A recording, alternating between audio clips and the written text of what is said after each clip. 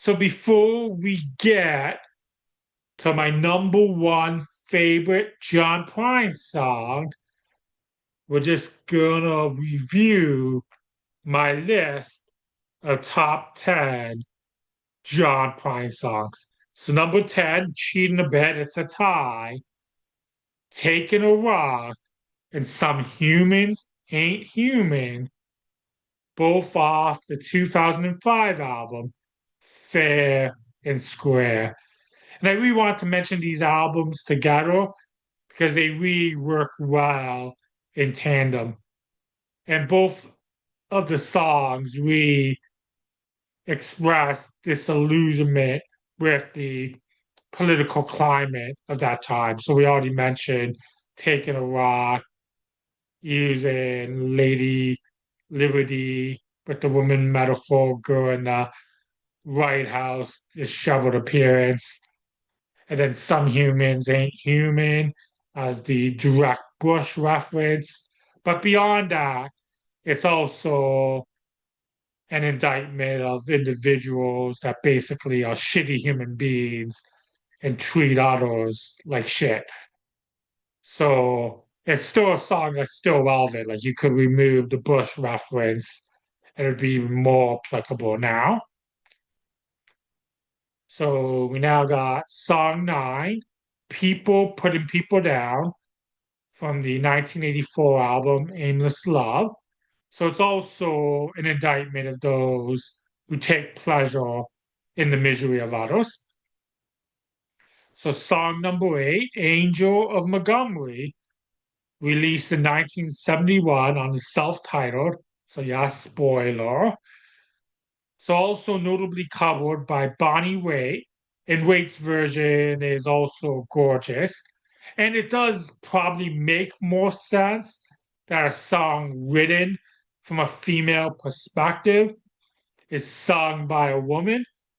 But what stands out about John Prine's version is his impeccable ability to embody different characters. So even though he is obviously not an old woman, for a moment, I believe him. So we now got song seven, Your Flagged Cow Won't Get You into Heaven Anymore, also on his self-titled debut. So this is a fine showcase of his considerable gifts as a political satirist. So this anti-Vietnam protest song is a scathing indictment of blind patriotism.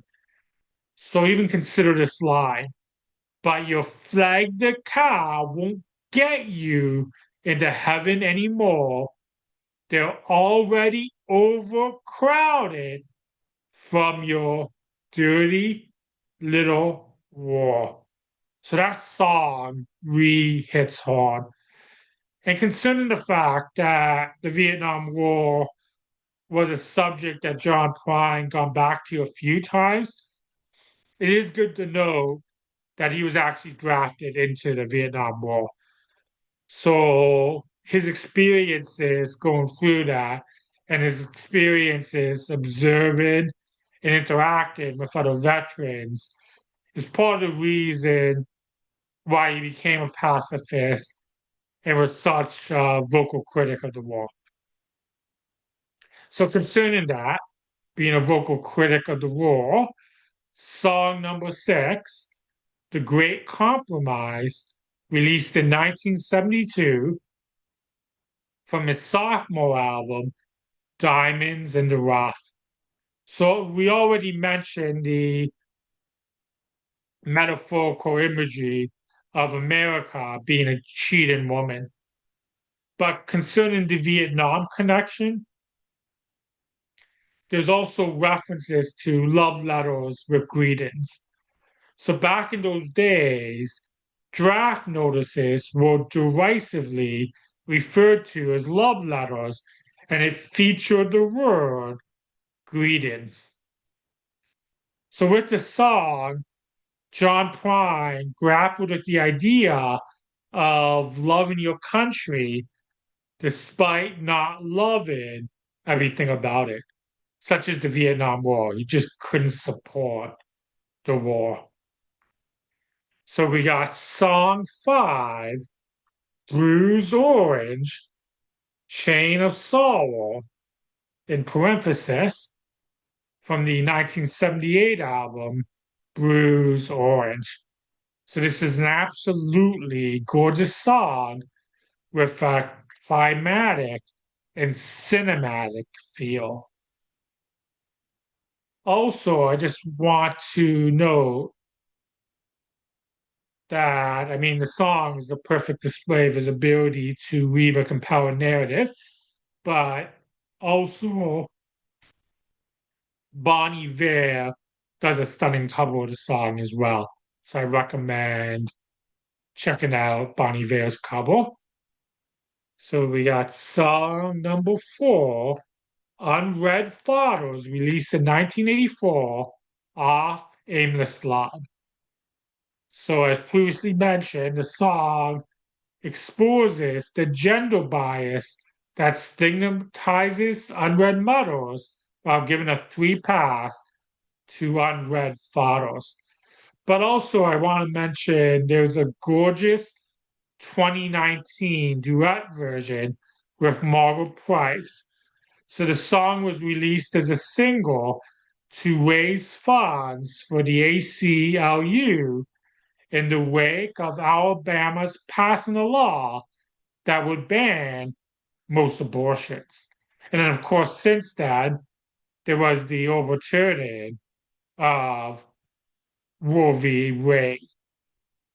And the song is also relevant in the light of the fact that one reason why a woman might consider an abortion is because of lack of a support system, such as the lack of support from the unwed father, who, as the lyrics point out, can't be bothered.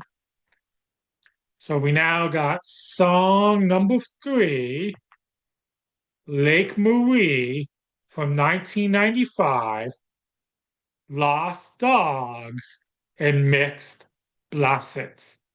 So this song mixes dark humor with a really compelling and gripping storytelling narrative that Prine is a master of. And I also really love the groove of the tune.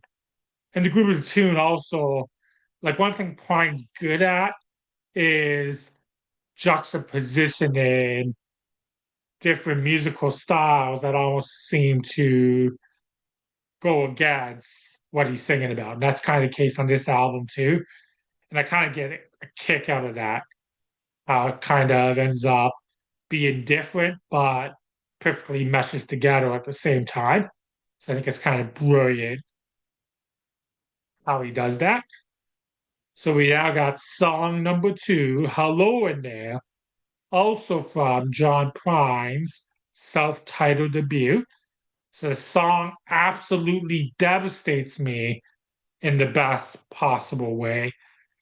So I previously mentioned with Angel Montgomery, Prine has the gift of embodying different characters in his songs. And in this tune, he effectively sings from the perspective of an elderly person. So, yes, this is probably the best song ever written about growing old. And the song, like I said, it absolutely devastates me. It's gorgeous, it's heartbreaking. And we got song number 1. Speaking of devastating, also from a self-titled album, we got Sam Stone. So this is a powerful anti-Vietnam War protest song. And the lyrics, it tells the story of a Purple Heart receiving soldier who becomes addicted to drugs and dies of an overdose. The song is a poignant cautionary tale about the often tragic after effects of war on those who fought it.